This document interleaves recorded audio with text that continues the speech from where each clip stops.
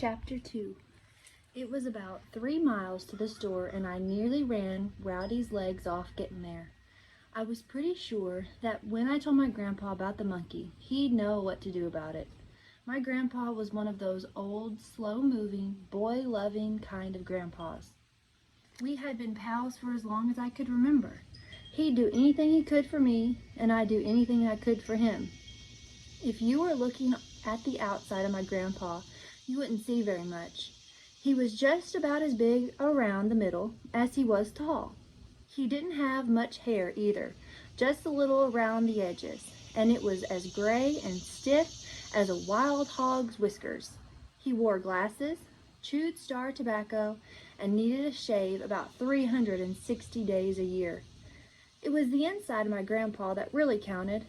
He had a heart as big as a number 4 wash tub, and inside that wrinkly old hide of his was enough boy understanding for all the boys in the world. On entering the store, I saw Grandpa over behind the counter, setting canned goods on the shelf. He didn't hear me when I came in. Of course, I was barefooted and didn't make any more noise than a lizard walking on the rail fence. I eased up right behind him and said in a voice much too loud, "Grandpa, Rowdy treed a monkey!" I saw my old grandpa flinch, just about like I always did when a wasp dabbed his fiery little dagger in me. He took his time about turning around. Ducking his head, he looked at me over his glasses. Then he looked at Rowdy. Rowdy was just sitting there on his rear, looking at Grandpa. His long ears were sticking straight up and his tongue was hanging out about a foot. Grandpa must have liked what he saw. He grinned a little and said, "Now, let's do that all over again. Only this time, don't talk so loud." "You mean you want me to go back outside, Grandpa, and come back in, just like I did?" I asked. No, Grandpa said, waving his hand. "You don't have to go back outside. Just say that all over again." "Oh," I said. I swallowed a couple times and tried hard to control my voice. "Rowdy treed a monkey." Grandpa nodded his head and said, That's what I thought you'd said." I wanted to be sure, though. "Are you sure it was a monkey?" "Sure as I need a haircut, Grandpa," I said. "It was a monkey, all right. It had a skinny tail, 4 long legs, a baby-looking face, and hair all over it. Papa thinks it was a pet monkey that belonged to a fisherman, and it got away from him." Grandpa thought for a second. Then, shaking his head, he said, "No, I don't think it belonged to a fisherman. Is one monkey all Rowdy treed?" "That's all I saw, Grandpa," I said. "But I believe there was something else around there. I heard a lot of noises." Grandpa's bushy eyebrows jumped straight up. "Noises?" he asked. "What kind of noises?" "I don't know what kind of noises they were, Grandpa," I said. "I've heard all kinds of noises in the bottoms, and I usually know what's making them, but I've never heard anything like that before. It sounded like cries and squeals, barks and grunts, and everything else. It scared me into a running fit."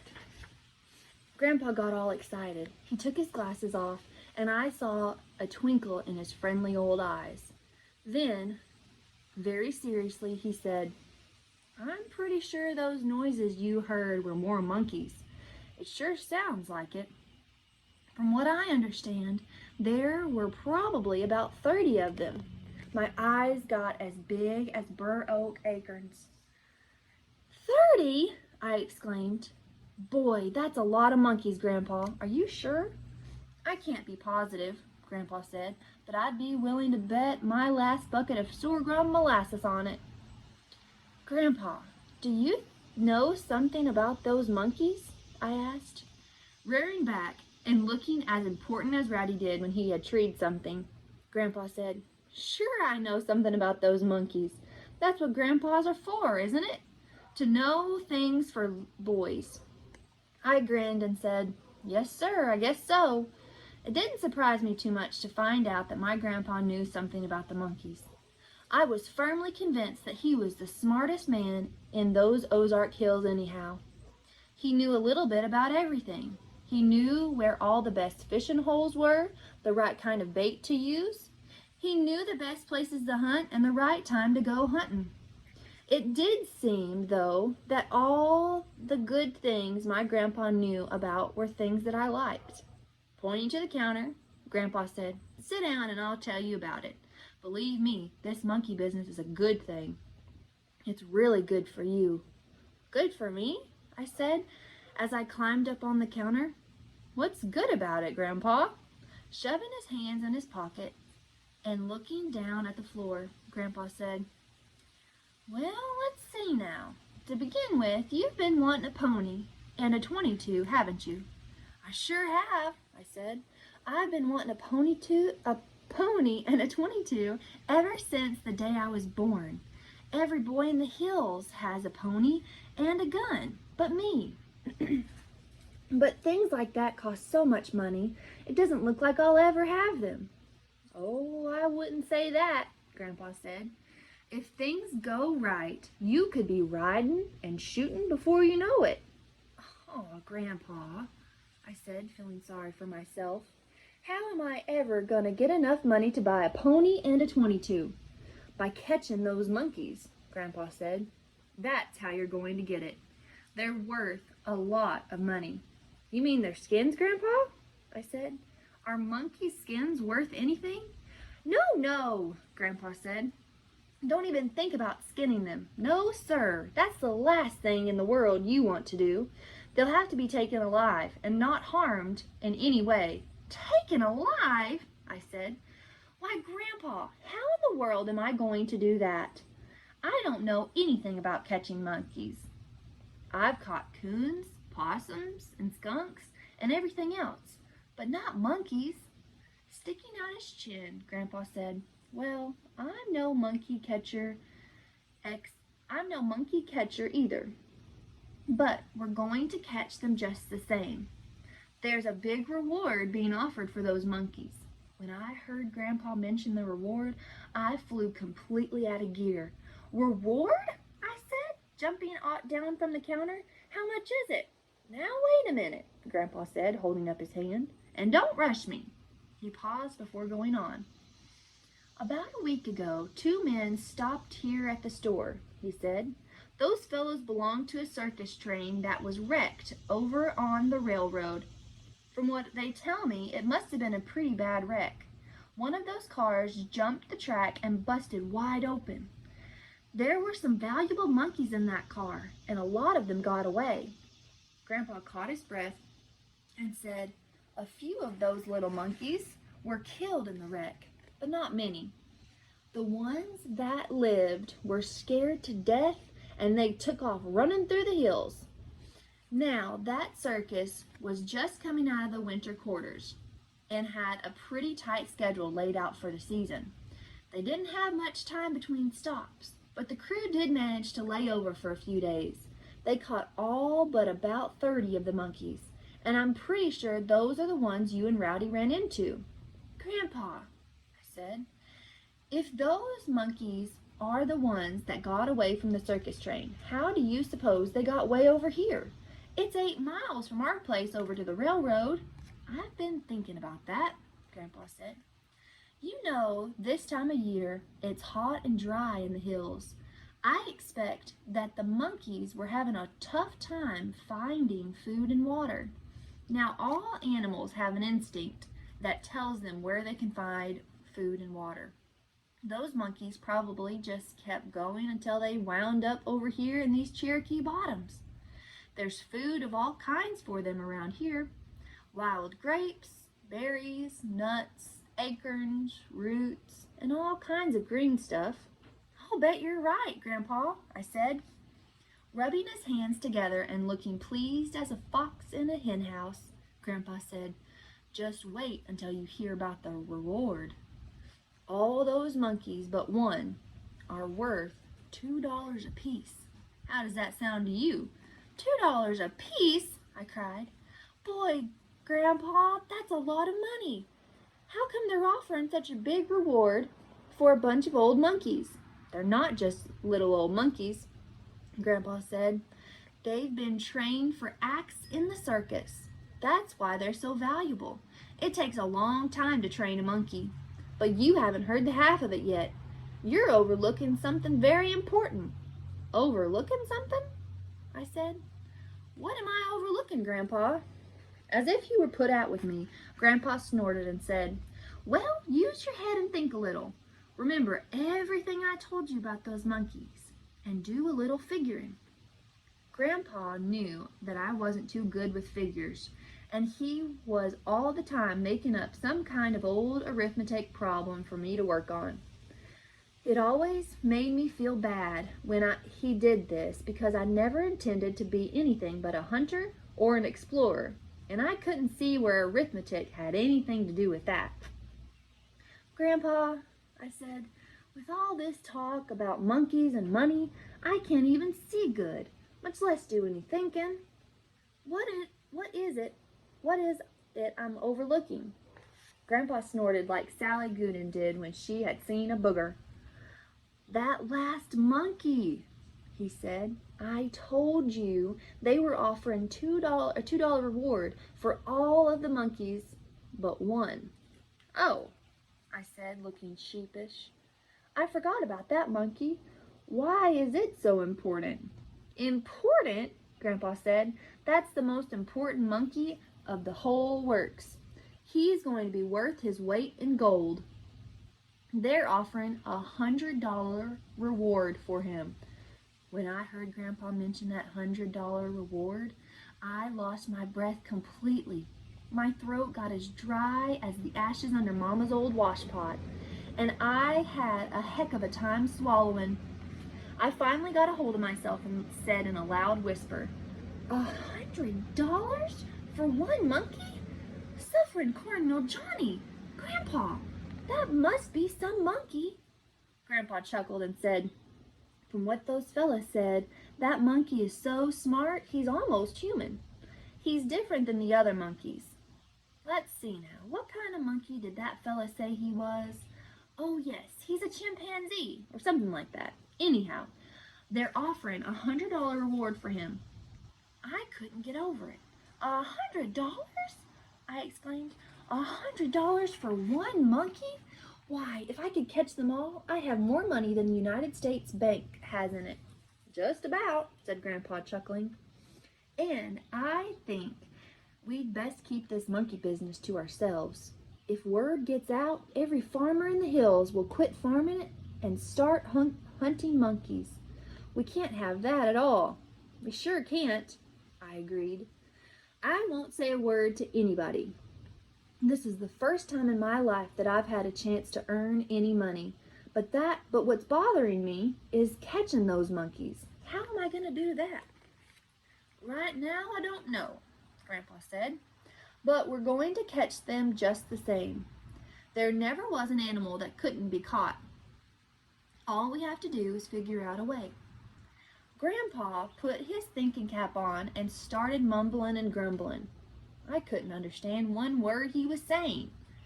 It tickled me when Grandpa got something heavy like that on his mind. He did all sorts of things. Sometimes he'd start walking up and back, and then again he might start shuffling around in little circles. He had a habit of pulling at the lobe of his right ear, rubbing his nose, or digging at the wiry whiskers on his chin. I had learned a long time ago, when my grandpa had his thinking cap on, the best thing for me to do was to be patient, and above all, not to say anything. So I just stood there, with monkeys, dollars, ponies, and 22s running around in my head, and waited while Grandpa cut all kinds of dittos. I could almost feel the idea hit when it hit my grandpa.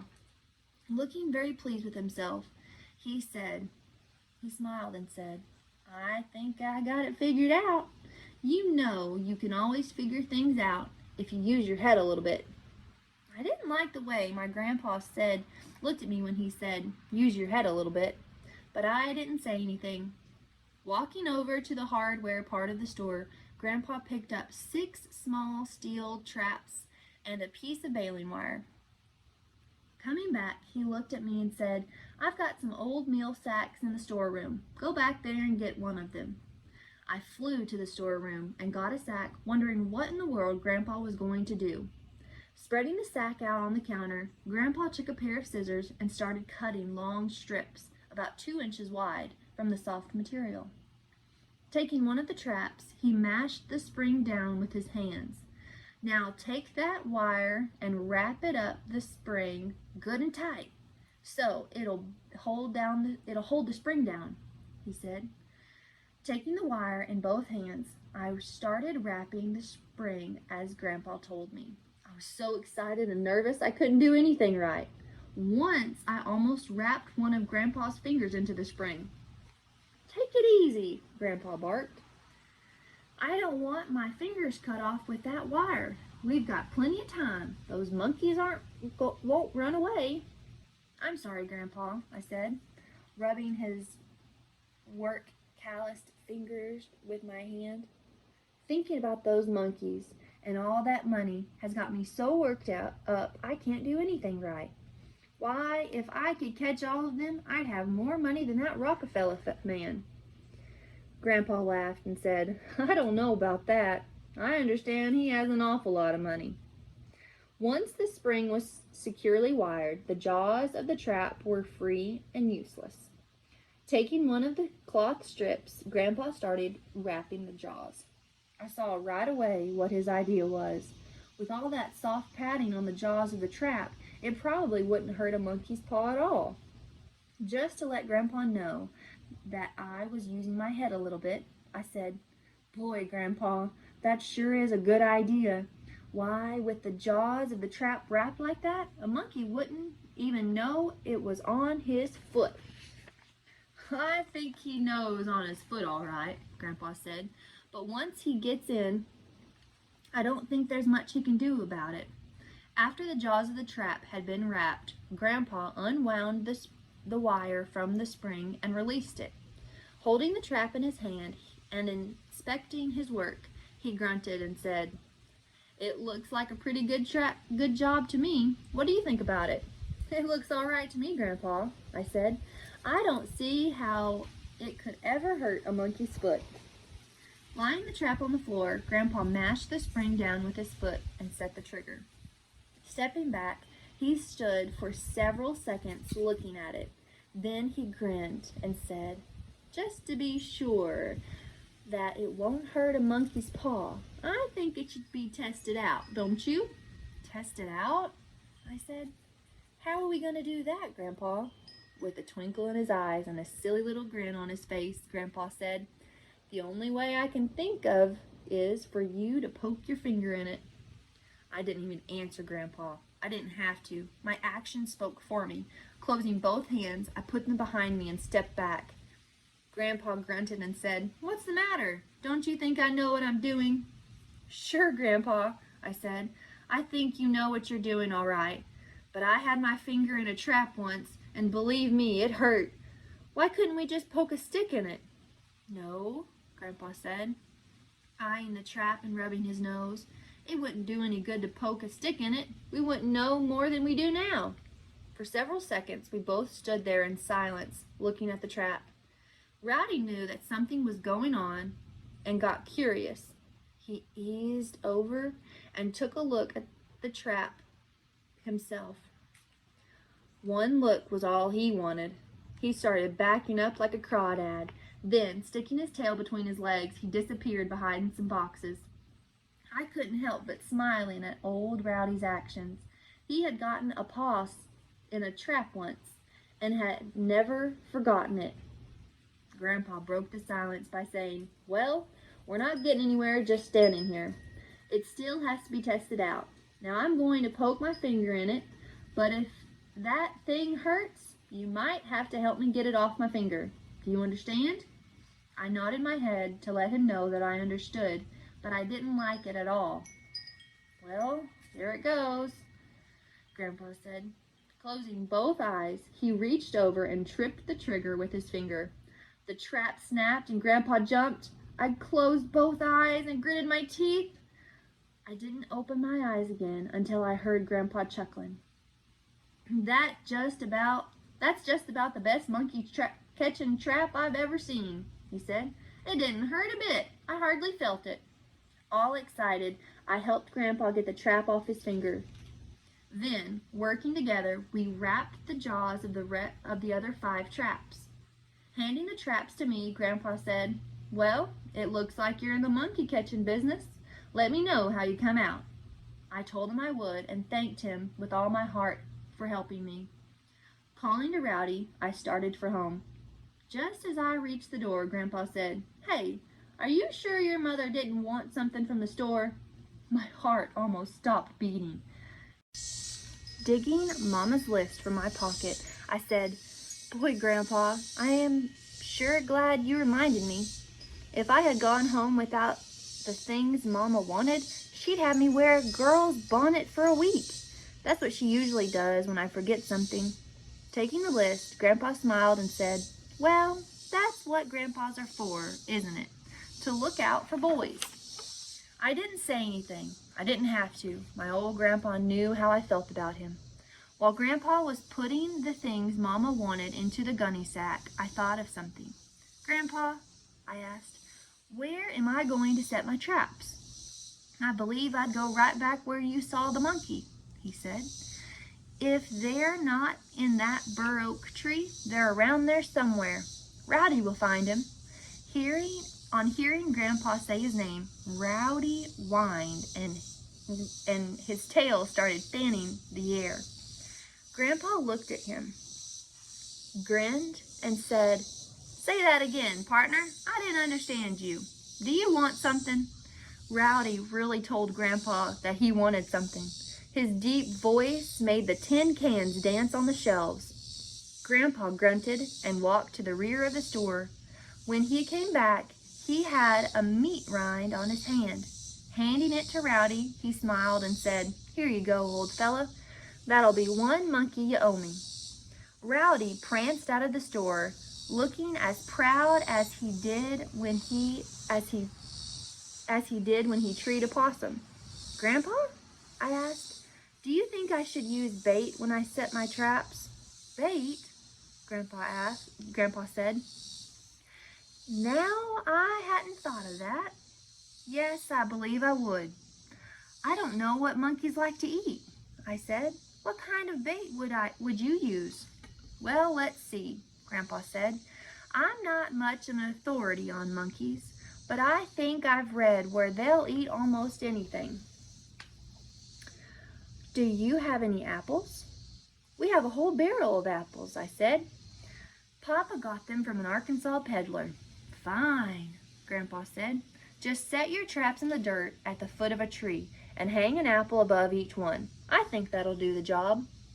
Just before Grandpa handed me Mama's groceries, I saw him slip something into the sack. I let on like I hadn't seen this because I knew what it was. It was a sack of candy for Daisy and me, and was one item that would never find its way to Papa's bill. "Here you are," Grandpa said, handing me the groceries. "The next time you're up this way, I hope to see a sack full of monkeys." Putting my traps in the gunny sack, I said, "You will, Grandpa, and one of them will be that $100 monkey.